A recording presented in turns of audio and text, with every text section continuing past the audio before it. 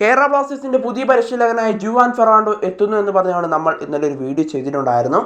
എന്നാൽ അതിന് തൊട്ടു പിന്നാലെ ഇപ്പോൾ മാർക്കസ് മർഗുലാവും ഒരു കാര്യം വ്യക്തമാക്കിയിരിക്കുകയാണ്. ജുവാൻ ഫെറാണ്ടോ തന്നെയായിരിക്കും ബ്ലാസ്റ്റേഴ്സിന്റെ പുതിയ പരിശീലകനായി എത്താൻ സാധ്യതയുള്ളതെന്നാണ് ഇപ്പോൾ മാർക്കസ് മർഗുലാവ് റിപ്പോർട്ട് ചെയ്യുന്നത്.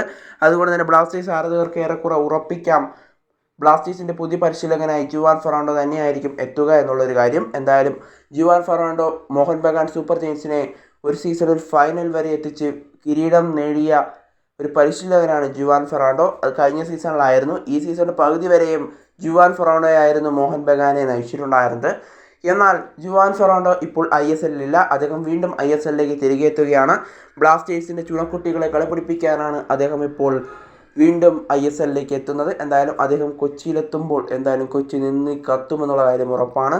എന്തായാലും ജുവാൻ ഫെറാണ്ടോ എത്തുന്നതോടുകൂടി കേരള ബ്ലാസ്റ്റേഴ്സിന് ഒരു പുതിയ ജീവൻ വയ്ക്കുമെന്നുള്ള കാര്യം ഉറപ്പാണ്.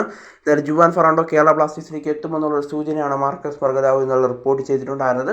സോഹൻ പോട്ടറും ഇന്നലെ വാർത്ത റിപ്പോർട്ട് ചെയ്തിട്ടുണ്ടായിരുന്നു.